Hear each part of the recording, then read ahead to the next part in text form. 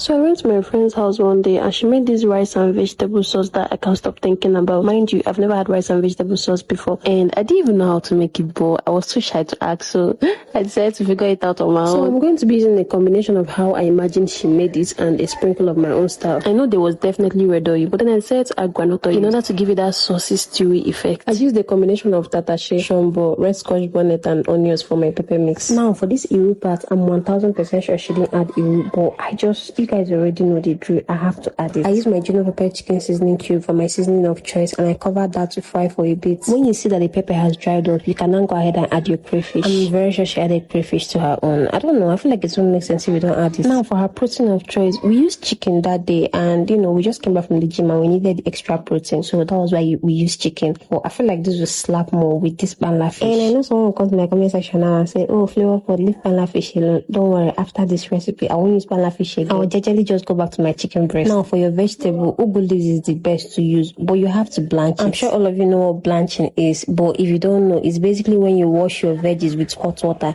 like you pour hot water over it and then you sieve it out, you get to soften it a bit. I'm just realizing I can't find a clip where I added a little bit of meat stock and water to loosen it up a bit.